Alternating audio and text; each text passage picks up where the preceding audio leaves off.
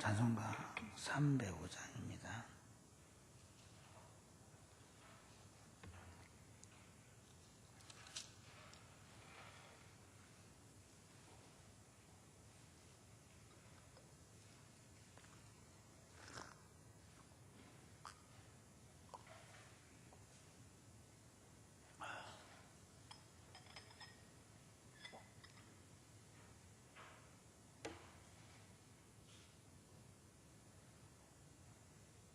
찬송가 305장입니다.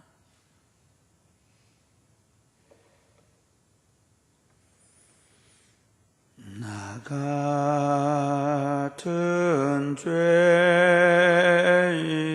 살리신 주의 놀라워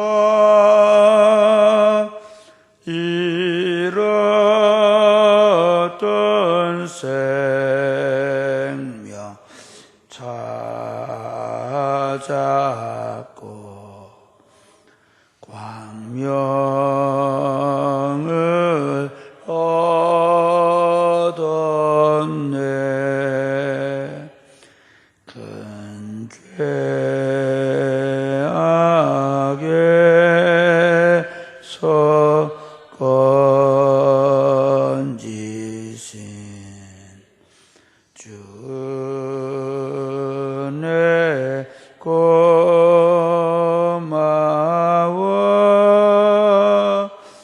나 처음 믿은 그 시간 귀하고 귀하다. 이제 내가 산 것도 주님의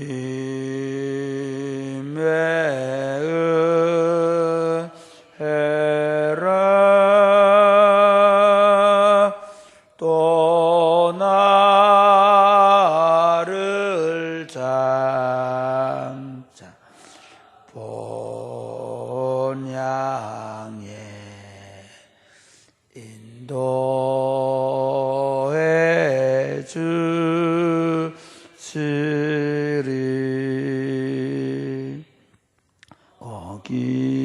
거기서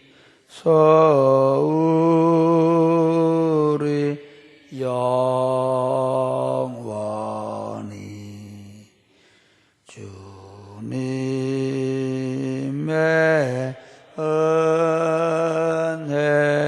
은혜로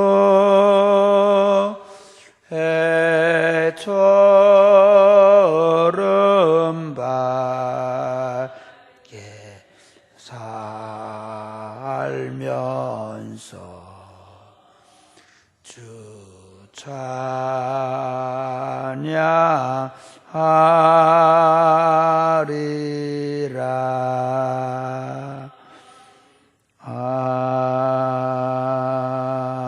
아멘. 하나님 말씀 출애굽기 2장입니다. 1절에서 10절. 출애굽기 2장 1절에서 10절입니다.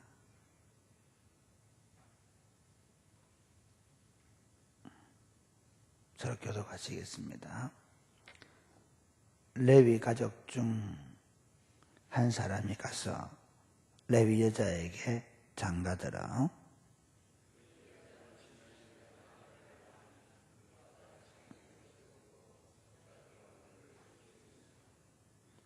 더 숨길 수 없게 되매 그를 위하여 갈대 상자를 가져다가 역청과 나무 진을 칠하고 아기를 거기 담아 나일강가 갈대 상자에 두고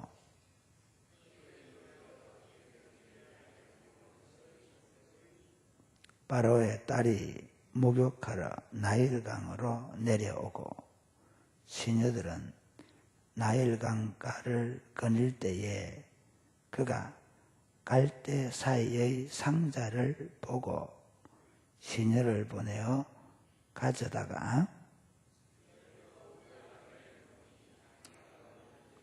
그가 그를 불쌍히 여겨 이르되 이는 히브리 사람의 여기로 그의 누이가 바로의 딸에게 이르되 내가 가서 당신을 위하여 히브리 여인 중에서 유모를 불러다가 이 아기에게 젖을 먹이게 하리까.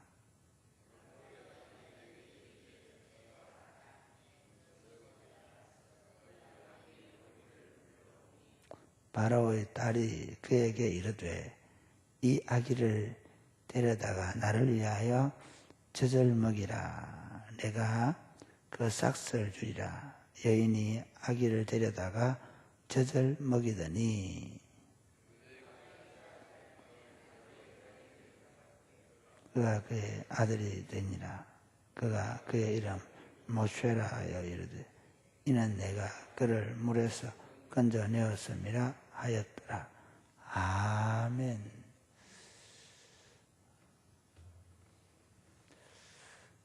사랑하는 여러분, 우리가 어제 보이지 않는 분을 보는 것처럼 해야 된다라는 말씀을 나눴습니다. 오늘은 이렇게 한번 해보죠. 하나님의 눈으로 사람 보기. 하나님의 눈으로 사람을 보자 하는 것입니다. 이게 참 제가 얼마 전에 누가 글을 하나 보내줘 읽어봤는데 일본에 이런 식당이 있대요. 어떤 식당이 있는가 하면 식당에 메뉴를 시켜도 그 메뉴대로 안 온대요. 예를 들면 김치찌개를 이렇게 시켜도 된장찌개가 나오고 된장찌개 시키면 뭐 김치찌개가 나오고 그런데요. 그런데 사람들이 그렇게 많이 그 식당을 찾는다는 거죠. 그리고 심지어 막 종업원들이 손님들 치마나 바지에 막 물을 쏟기도 하고 국물을 쏟기도 하고 이렇게 한대요. 그래서 사람들이 아무도 화를 내거나 짜증을 안 낸대요. 왜 그런가? 그 식당에는 주인이 종업원들을 치매가 걸린 할머니, 할아버지들을 종업원으로 쓴다는 거죠. 치매가 걸린 할머니, 할아버지들도 요양원에 보내는 게 아니고 사회 구성원의 한 사람으로 받아들여가지고 그분들도 생의 의미를 찾도록 하기 위해서 종업원으로 쓴다는 거예요. 그 주인의 선한 의지, 선한 뜻을 아니까 거기에 이제 식당에 많은 손님들이 그 주인의 선한 뜻을 알고 거기 와서 식사를 해준다는 거예요. 그러면서 이제 그 글이 그런 얘기입니다. 뭐냐면 이 어른들이 옛날에 우리 이 손님들 찾는 손님들이 우리가 어릴 때 우리가 물도 쏟고 국도 쏟고 그리고 엉뚱한 짓을 하고 그래도 우리를 봐주던 어른들이라는 거죠. 그래서 제가 그 글을 읽고 집사람이 그 얘기했어요. 가능하면 아이들이 실수해도 절대로 나무라지 말아요. 나중에 제가 그 글을 읽고 나서 목욕탕에 갔는데 보니까 아드님들이 아버님 손잡고 다니더라고. 그래서 제가 이거다. 결국 우리가 나이 들면 우리 아들들이 우리가 잘못 걸을까 싶어서 손잡고 다녀야 되고 우리한테 밥도 차려줘야 되고 나이가 들면 결국 우리 아들들, 우리 손자들이 나를, 내가 아들을 대하는 방식으로, 손자를 대했던 방식으로 대하겠구나. 제가 굉장히 충격을 받았어요. 그래서 제가 어떻게 키워야 되느냐. 이놈들이 나를 구박을 못하도록 좋은 인성을 가진 애로 키워야 되겠다.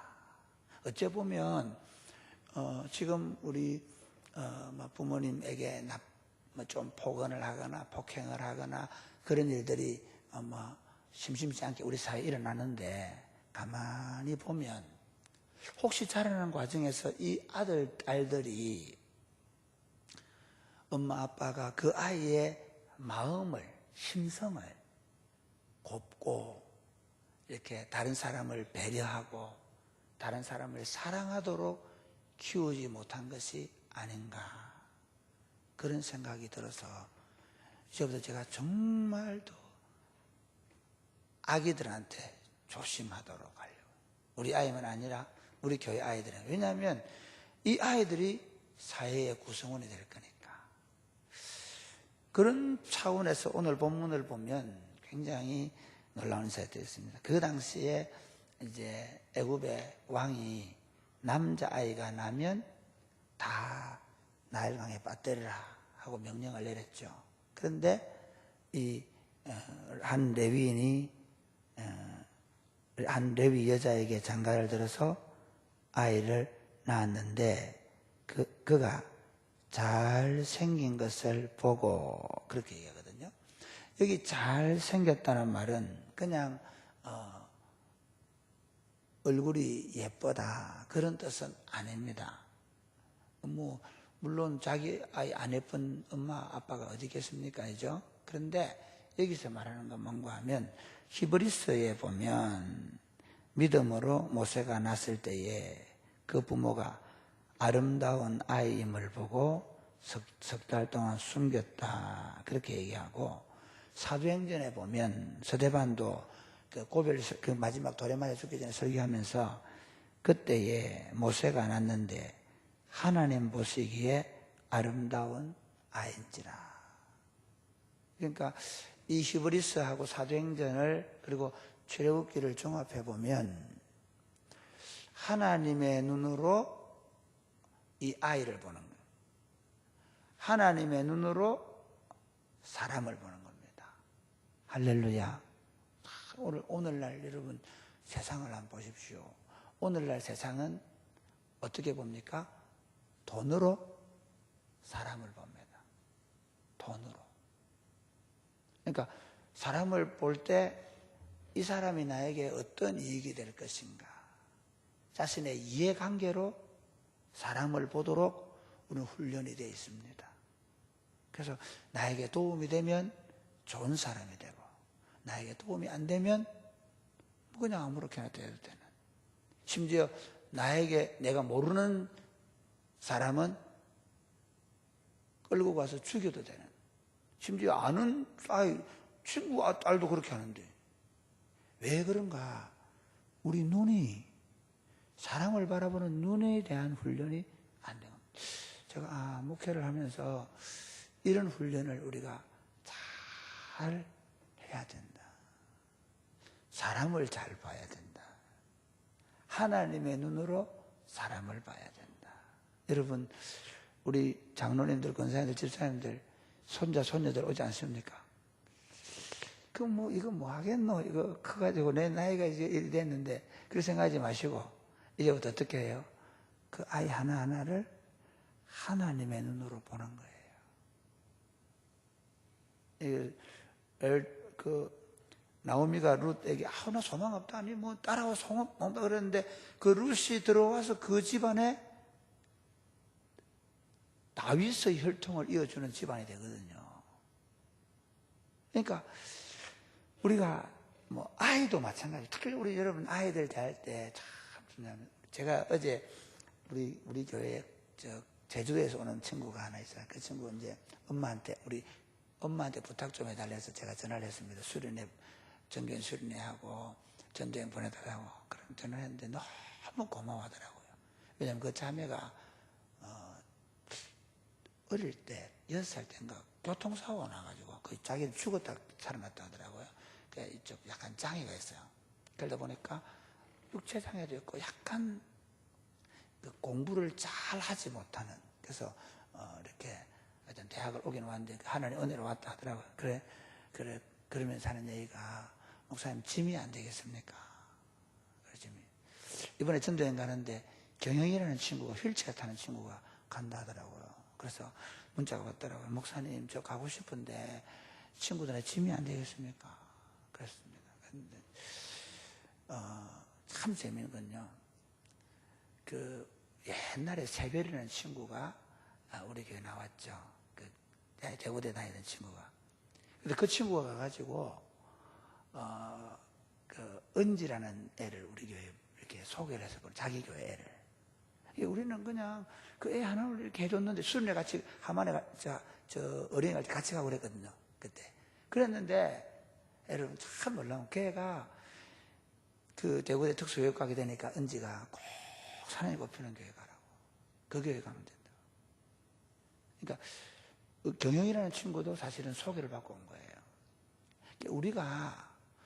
우리는 그냥 그 사람 하나 잘 대해줬는데, 그 사람이 어떤 소문을 내고 그 사람이 나중에 어떻게 될지 아무도 모른단 말이에요. 할렐루야. 사람을 보는 눈을 하나님의 눈으로 보는 눈을 가지셔야 돼요. 참 중요합니다. 이게, 그러니까 지금은 내가 어른이고 내가 힘이 있지. 제가 지난번에 말씀드린 우리 이승만 목사님, 전사 시절에 정말 저는 집안에 아무도 예수 안 믿고 오라는 교회도 없어가 저 시골 교회 갔는데, 그거는 내일 볼 때마다 전사님은 내보다 더 훌륭하게 목회할. 대학교 3학년 때 설교를 했는데, 그때 처음 설교를 하고 내려왔는데 교인들한테 뭐라고 하냐면, 앞으로 훌륭하게 될 목사입니다. 제가 그래서 지금도 그분하고 한 10개월밖에 안 했었거든요. 그런데 그분을 진짜 제 영적 스승으로 모시고서 모릅니다. 사람을 보는 눈을 내 지금 당장 눈에 보이는 이해관계로 보는 게 아니라, 하나님이 어떻게 일하실지 모른다 하는 생각을 가지고 한 사람 한 사람을 대할 수 있기를 바랍니다.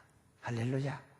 특별히 여러분 이제 손자들 올 때, 제가 이번에 아버지 기일에 가서 제가 배회했거든요. 우리 집안을 기독교 명가로 만든다. 한 사람 한 사람이 탁월한 하나님의 사람이 되도록 우리가 양육해야 된다. 그런 얘기를. 그래서 우리 위자 두자 쓰시는 어른 밑으로 자손들이 나는데, 그 한 놈 한 놈들이 다 탁월하도록, 하나님 앞에 탁월하도록 만들어야 된다. 그래서 제가 동생들한테 그런 고민을 했습니다. 여러분, 그런 마음을 가지십시오. 내 아들 손자들이 그냥 세상적으로 잘나고 똑똑하고 이것 정도가 아니라 믿음에 있어서 정말 할아버지 할머니가 가지고 있는 이 탁월한 믿음을 자식들에게, 손자들에게 가질 수 있도록. 그래서 아이들, 우리 손자 손녀들 오면 그 아이들 머리 위에, 우리 남자아이들은 이렇게 이스라엘은 이렇게 축복하거든요. 저도 그렇게 축복합니다. 이 아이를 아브라함같이, 이삭같이, 야곱같이 되기를 축복합니다 하고, 딸들 어떻게 하냐면 사라같이, 리버가같이, 라헬과 레오같이 되기를 축복합니다. 이제 가정 이제 축복을 그렇게 이렇게 아이들을 축복하면서 우리 마음속에 이 아이가 내가 가지고 있는 신앙, 내가 바라보는 하나님, 내가 사람들을 대하는 자세로, 내가 세상을 섬기겠다는 그 마음으로 섬기도록 만들어 놓습니다. 오늘 이 부모가 모세의 아름다움을 보는, 하나님이 보시는 아름다움으로 보는 거예요.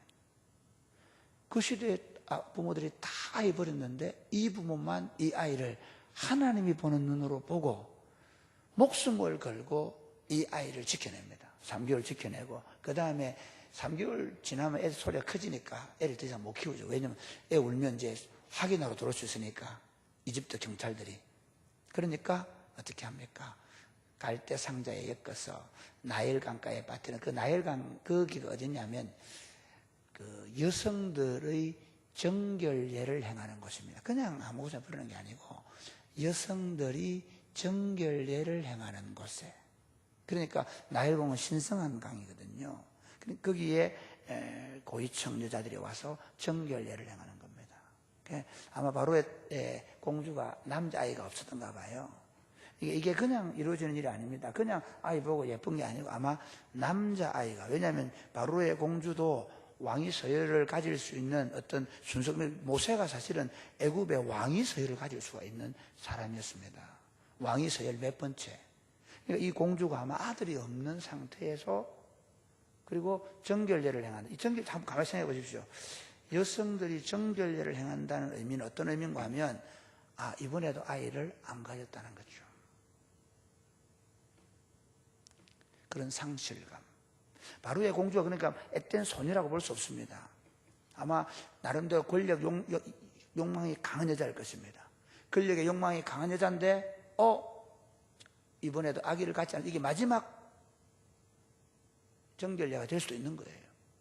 그런 상태를 성경이 여백을 두고 있는지 모르는데, 분명한 건 나중에 모세가 자랄 때, 모세가 자라서 왕위 서열을 다툴 정도라고 한다면 분명히 바로의 공주는 그냥 앳된 소녀가 아닙니다. 그리고 그 소녀가 아기를 키운다고 생각해 주십시오. 여자의 소녀가 아기 키우겠으니 말이 됩니까? 아니죠. 자기 집에서 아기를 키울 수 있는, 그리고 그렇게 키워도 오히려 문제가 되지 않는, 그러니까 히브리 사람의 아이인 줄 알면서도 데려다가 자기 아이를 삼을 수밖에 없었던 무슨 곡절이 있는지 알 것입니다.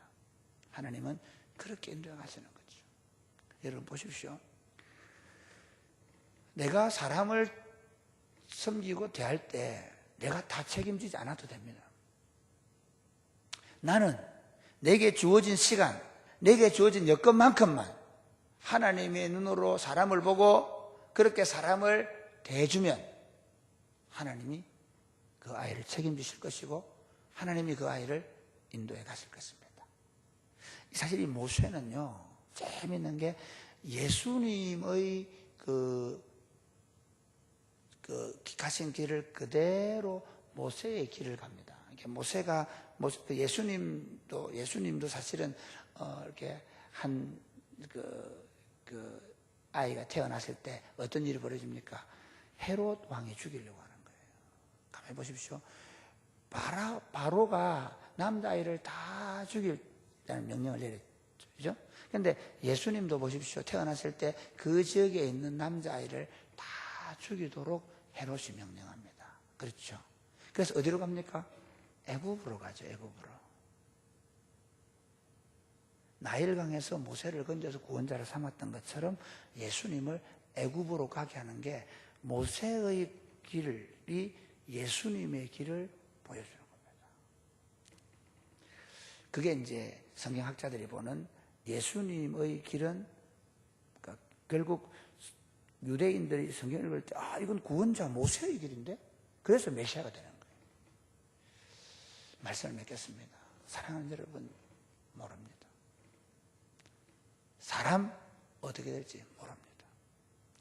그렇기 때문에 우리가 볼 때 아무것도 아닌, 보잘것없는, 심지어 우리가 볼 때 좀 귀찮을 수도 있는 사람이라 할지라도 그 한 사람을 하나님이 보내셨다는 마음을 가지고, 하나님이 우리 집에, 하나님이 우리 교회에 보내셨다는 마음을 가지고 하나님의 눈으로 사람을 보고, 그리고 그들을 대할 때 하나님께서 사실은 그들을 통하여 우리에게 복이 되게 하실 것입니다. 나는 그냥 대충하고, 나는 그냥 그 짧은 시간 동안 그냥 내 정성을 다해서 섬겼는데, 그걸 잊어버렸는데, 그 사람은 평생 나를 언인으로 생각하고, 나중에 내가 약해지고 내가 그런 처지에 있을 때 오히려 그 사람이 나에게 더 큰 힘이 되고 도움이 되고, 그 사람 때문에 하나님의 나라, 하나님의 교회, 우리 가정이 하나님의 복을 받을 수 있습니다. 그래서 여러분, 오늘부터 사람을 어떻게 보라고요? 하나님의 눈으로 사람을 볼 수 있기를 바랍니다. 할렐루야. 기도하겠습니다. 하나님, 지금부터 다시 사람 보겠습니다. 한 사람 한 사람을 다시 하나님의 눈으로 바라보겠습니다. 어떤 실수와 허물, 연약함이 있다 할지라도 하나님이 왜 이 사람을 우리에게 보내셨는지, 하나님이 왜 우리 가정에 이 아이를 보냈는지, 하나님께서 왜 우리 교회에 이 사람을 보내셔서 함께 신앙생활 하게 하셨는지 모릅니다. 하나님 모든 것이 하나님의 놀라운 계획과 섭리가 있는 줄로 믿습니다. 우리는 하나님의 눈으로 사람을 보는 훈련을 해서 그 사람 한 사람을 존귀하게 대할 줄 아는 그런 하나님의 사람들 될 수 있도록 우리 한번 다 같이 기도하겠습니다. 하나님 아버지 감사합니다. 우리를 사랑해 주시고 우리들을 천하보다 귀히 여기시고 독생자 예수님을 보내주시고 그리고 그 예수님을 통하여 하나님의 자녀라 일컬음 받게 해주시고 죄를 씻어주시고 영생을 선물로 주시고 하늘나라를 상속받게 하신 것을 감사합니다. 하나님 아버지, 우리 눈을 하나님이 주시는 눈으로 우리 눈을 점점 더 바꾸어 주옵소서. 어떤 사람을 대하든지 하나님의 아름다운 계획이 있을 줄로 믿고 하나님 사람을 서로 대할 수 있도록 은혜 베풀어 주시고 그리고 그 사람을 대할 때 그 사람을 위해 기도할 때 그 하나님의 선한 뜻이 그를 통하여 나타나도록 기도하고 그렇게 대할 수 있도록 복을 내려 주옵소서. 하나님 아버지, 우리를 천하보다 귀히 여기시고 예수 그리스도 안에서 구원하여 주시고 하나님의 왕 같은 제사장이 되게 하신 것을 감사합니다. 하나님 아버지, 우리들이 이제 이 세상을 사람들이 바라보는 가치와 기준으로 사람을 바라보던 눈에서 예수님이, 하나님이 사람을 바라보는 눈으로 우리 눈을 바꾸어 주시고 하나님 아버지의 마음을 가지고 사람들을 바라볼 수 있도록 도와주옵소서. 한 영혼을, 한 사람을 천하보다 귀히 여기고 그가 우리에게 온 것을 우리 가족이 되고 우리 성도가 되고 내 친구가 되고 내 이웃이 된 것을 소중히 여기고 그렇게 사랑하며 대하는 삶을 훈련해서 사도 바울이 너희는 나의 기쁨이요 나의 면류관이다 라고 말했던 것처럼 나와 함께 내 삶에 스쳐갔던 모든 사람들, 내 주변에서 이 인생의 여정을 걸어갔던 모든 사람들이 주님 앞에 섰을 때 저들이 내 삶의 기쁨이었고 나의 면류관이었구나를 발견하게 될 줄로 믿고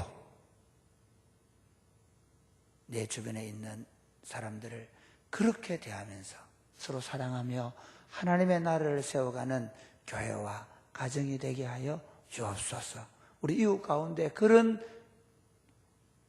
세상을 만들어가게 하여 주옵소서. 예수님 이름으로 기도드립니다. 아멘.